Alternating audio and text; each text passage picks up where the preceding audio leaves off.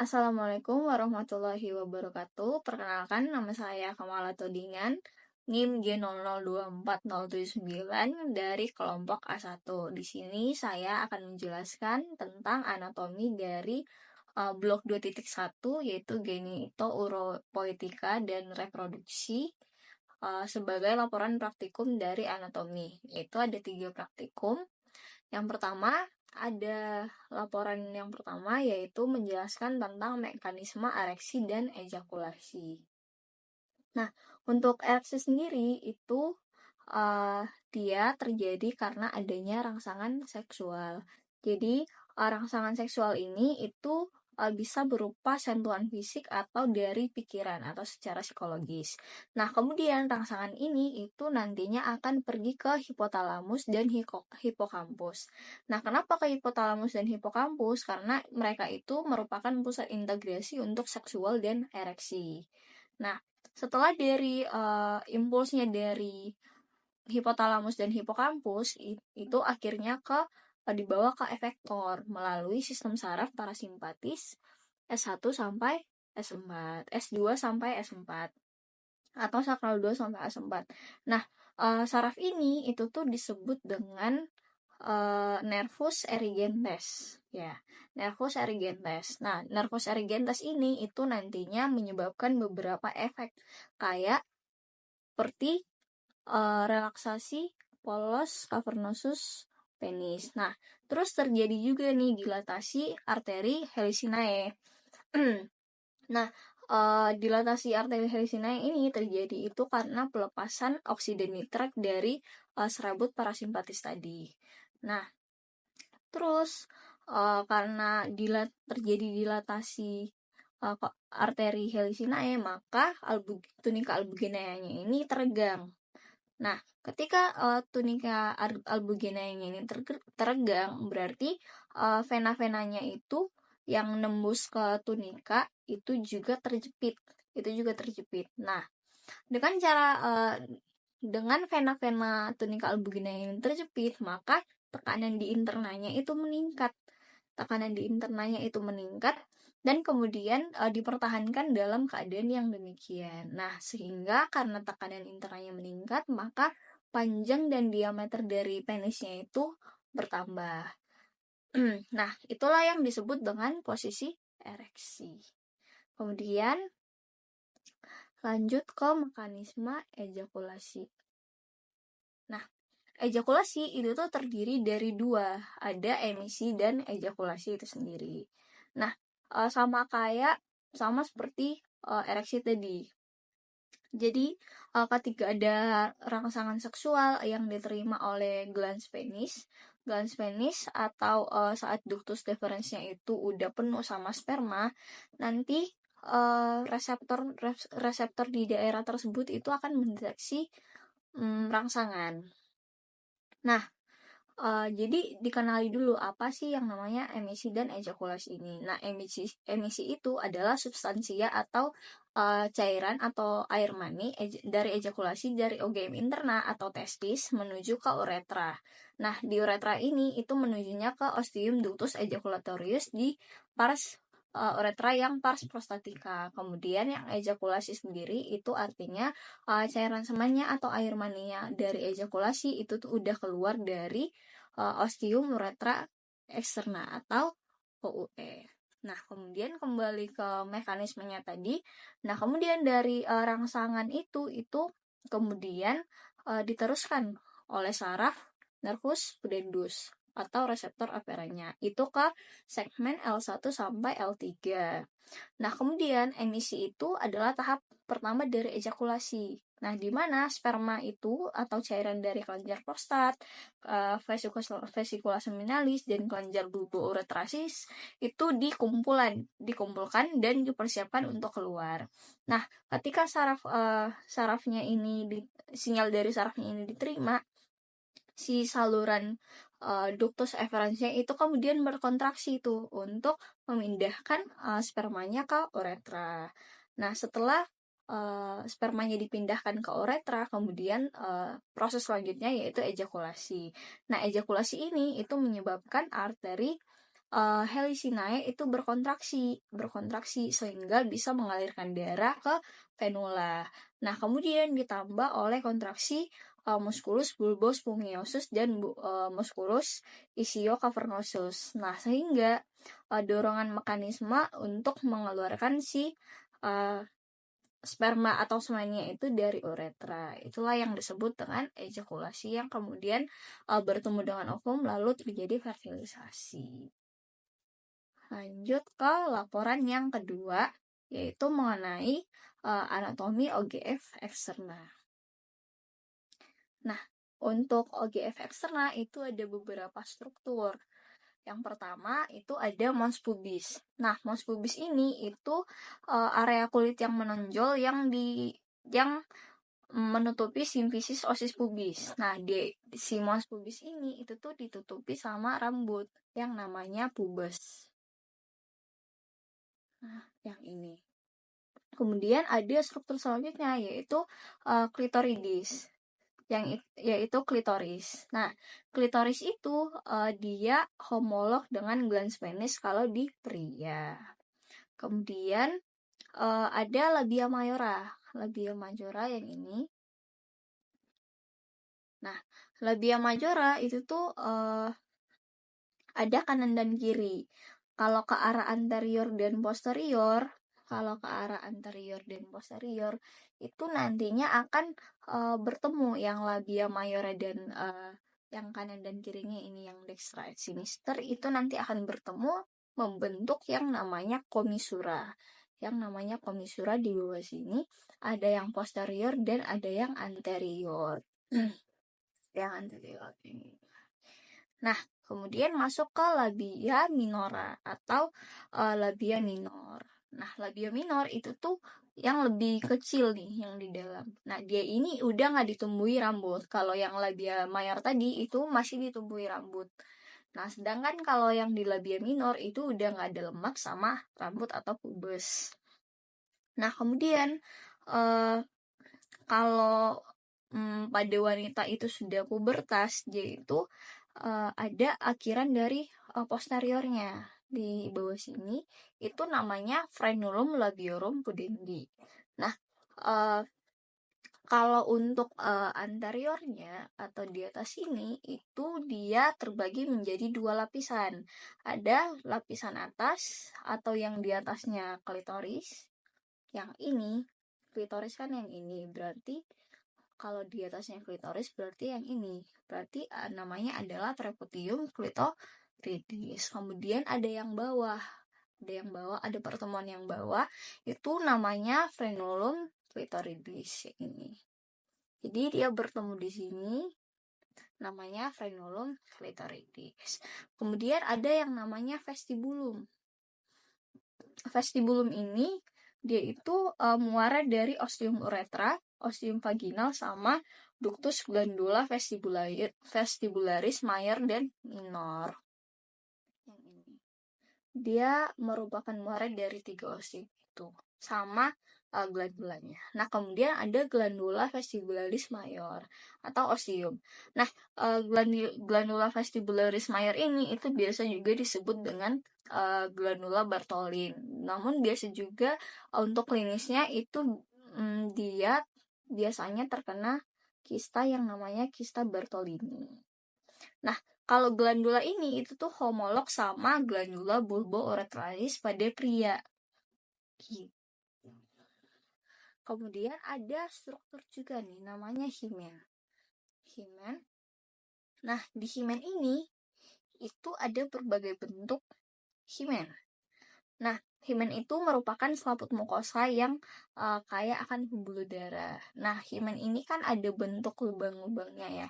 Jadi tempat lubang-lubangnya itu dia itu merupakan tempat keluarnya darah pada saat wanita itu menstruasi. Nah, ada kondisi di mana himennya seorang wanita itu tidak memiliki lubang yang akhirnya menyebabkan darah menstruasinya itu tidak bisa keluar, yang namanya himen imperforata. Kemudian ada juga kalau seorang wanita itu melakukan hubungan intim atau koitus, nantinya himennya itu bisa ruptur. Nah, kemudian setelah ruptur, dia itu akan terlihat penonjolan-penonjolan kecil nih di sekitar vaginanya. Yang disebut dengan karunkula himenalis. Oke, lanjut ke laporan ketiga, yaitu tentang anatomi, vaskularisasi, dan inervasi dari ren atau ginjal. Nah, yang pertama tuh kita perhatikan ini yaitu ren. Ren itu ada dua. Dia merupakan organ retroperitoneal, jadi letaknya ada di posterior. Nah, kemudian di atas ginjal itu ada kelenjar adrenal di polus superiornya. Nah, kemudian kalau untuk letaknya sendiri, untuk ren yang dexter itu tuh dia lebih rendah 1/2 koste. Kenapa dia lebih rendah? Karena di sebelah kanan itu ada lobus hepar yang dexter. Jadi dia didesak ke bawah. Tuh. Nah, untuk ren sinister dia itu setinggi VTH 12 sampai VL3. VTH 12 sampai VL3. Nah, untuk ren dexternya itu lebih rendah 1/2 vertebrae. Tuh. Ini untuk sisi anteriornya dan ini untuk sisi posterior. Kita lanjut ke lapisan fiksator dari ren itu sendiri. Nah, fiksator itu adalah lapisan pembungkus atau yang lapisan pembungkus dan fiksator. Nah, kalau fiksator itu tuh yang menyokong dan memfiksasi si remnya agar tetap pada tempatnya gitu. Nah, untuk dari lapisan pembungkus, ren itu mempunyai 4 lapisan pembungkus. Kalau dari profunda ke superficial, artinya dari dalam keluar, itu yang pertama ada kapsula fibrosa yang ini. Nah, kapsula fibrosa ini tuh pembungkus yang meliputi si rennya langsung, dan dia tuh langsung melekat erat ke permukaan si ginjalnya. Nah, kemudian ada perirenal fat yang ini. Nah, kalau perirenal fat itu tuh lemak yang meliputi si kapsula fibrosanya. Yang ini. Nah, dia tuh pembuluh darah, dia juga melapisi pembuluh darah yang keluar masuk ren. Kemudian ada fascia renalis. Nah, fascia renalis itu tuh lapisan membranosa yang terletak di luar perirenal fatnya.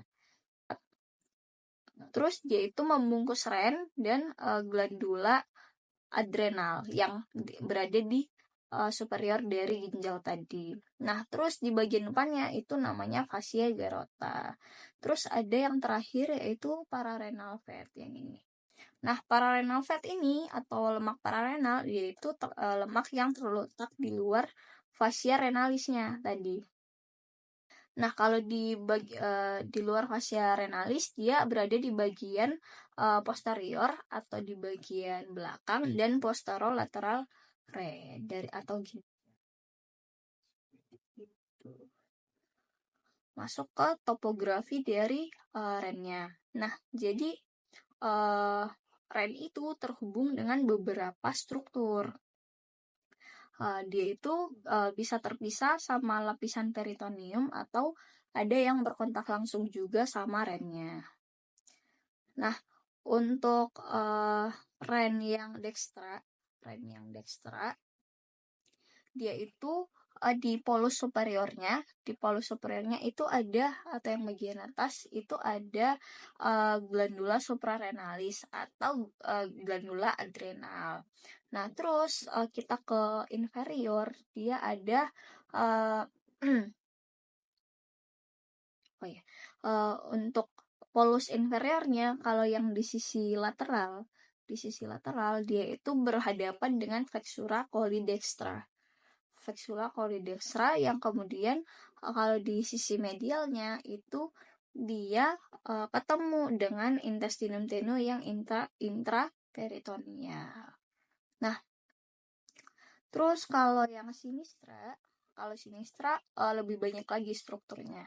Kalau yang sinistra itu dia di bagian polus superiornya, tapi sebagian kecil doang. Dia itu di sisi medialnya tertutupi sama glandula suprarenalis yang sinistra atau glandula adrenal. Nah, kemudian sisa bagian yang polus superior yang lateralnya tadi itu ditutupi sama lambung dan sama lien. Nah, kemudian kita ke arah inferior. Di ke arah inferior ada pankreas. Dia ini terletak retroperitonal dan menutupi bagian tengah dari si ginjalnya. Kemudian di sisi lateral,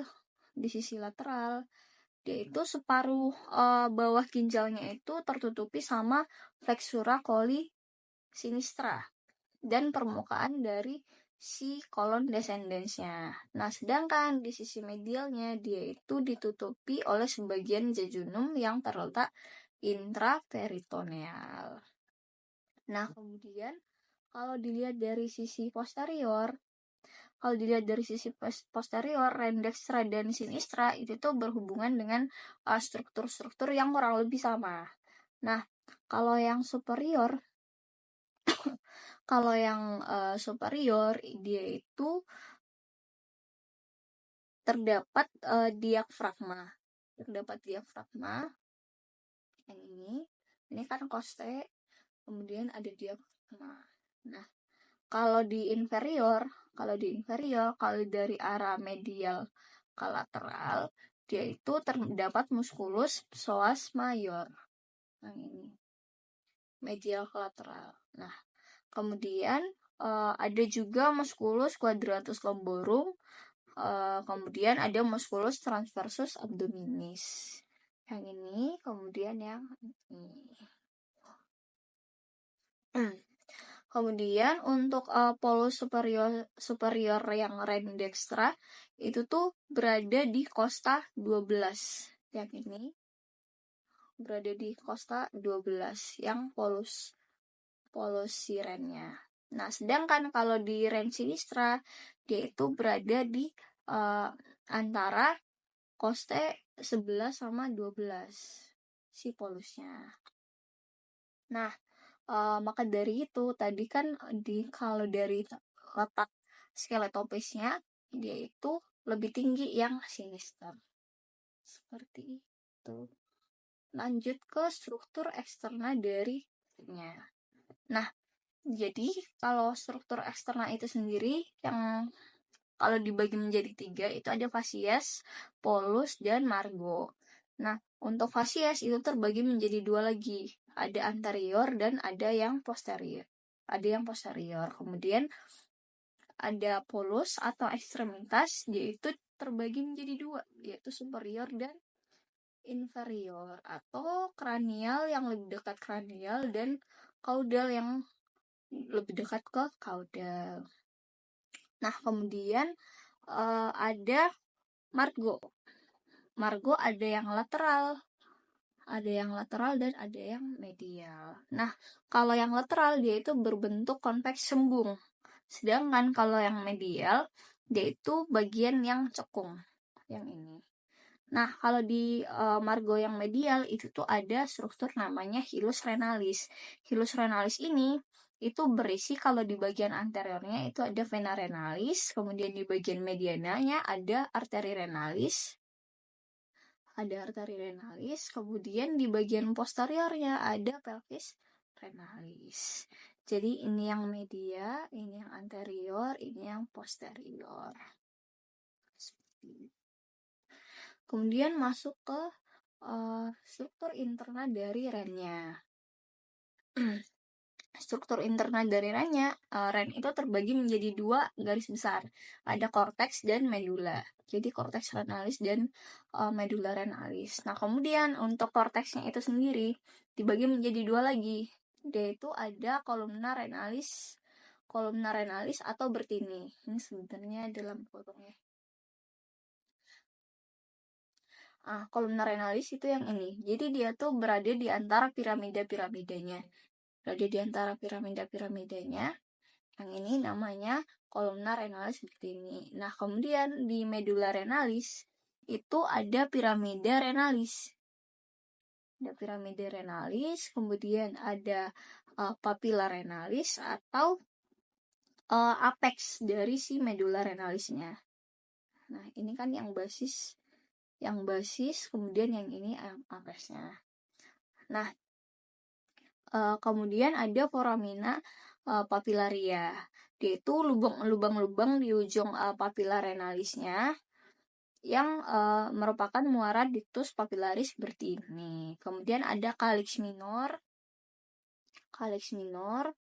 Nah, calyx minor ini itu tuh terhubung masing-masing dengan satu atau lebih dari papilla renalis. Jadi ini kan papilla renalis yang apex. Kemudian dia itu terhubung dengan calyx minornya. Nah, kemudian ada calyx mayor yang ini. Calyx mayor. Jadi calyx minor itu bertemu dan bergabung menjadi calyx mayor. Nah, kemudian setelah calyx mayor ini bertemu, dia itu akan lanjut menjadi pelvis renalis. Gitu. Kemudian ada lanjutan dari pelvis renalis itu namanya ureter. Nantinya ureter ini merupakan pelebaran dari si pelvis renalis ini. Kemudian ada juga namanya sinus renalis atau dia itu merupakan pelebaran dari hilus. Yang ini. Hilusnya masuk, kemudian mengalami pelebaran yang namanya nantinya adalah sinus renalis. Lanjut ke vaskularisasi. Nah, vaskularisasi ren itu sendiri itu berawal dari, untuk arteri itu berawal dari aorta abdominalis. Dari aorta abdominalis itu masuk ke arteri renalis. Nah, setelah dari arteri renalis, dia itu akan bercabang lagi menjadi arteri segmentalis. Nah, setelah dari arteri segmentalis, dia mulai masuk ke arteri lobaris. Arteri lobaris dia itu mulai masuk nih ke piramida renalisnya. Nah, kemudian setelah arteri lobaris, dia akan lanjut nih menuju interlobaris. Nah, setelah interlobaris, dia itu berjalan di kolumna renalisnya. Ini. Nah, kemudian lanjut jadi arteri arcuata. Jadi dia itu mengelilingi si sudut yang ini, arcuata yang ini di basisnya. Nah, kemudian dari arcuata dia bercabang lagi menjadi arteri interlobularis yang ini. Nah, dia itu udah masuk ke cortex renalisnya, kemudian masuk ke afferent arteriolnya, kemudian ke glomerulus, kemudian ke arteriola efferentnya. Gitu. Kemudian nantinya lanjut lagi ke arteri rekta. Dia itu berfungsi untuk reabsorpsi di tubulus ginjal. Nah, kemudian dia akan keluar menuju vena lagi, menuju vena interlobularis, kemudian ke vena arcuata, vena interlobaris, kemudian ke vena renalis, dan kemudian keluar ke vena cava inferior. Seperti itu. Lanjut ke inervasi dari rennya. Inervasi dari ren. Nah, untuk inervasi dari rennya itu ada plexus renalis, kemudian untuk plexus renalis itu tuh ada somatic afferent. Dia itu adalah nervus planiki thoraciki, dan kemudian ada saraf simpatisnya, dia itu nervus planicus mayor dan nervus planicus yang minor. Jadi yang mayor sama yang minor. Kemudian untuk parasimpatisnya ada nervus vagus. Kemudian plexus renalis itu dia itu berhubungan dengan plexus testicularis. Nah, kemudian drainase dari limfatiki dari masing-masing rengnya itu bermuara ke nodi aortiki lateral atau lumbalis di sekeliling pangkal dari arteria renalisnya. Oke, sudah selesai. Mungkin sekian dari saya untuk laporan praktikum blok 2.1. Kurang lebihnya mohon dimaafkan. Terima kasih.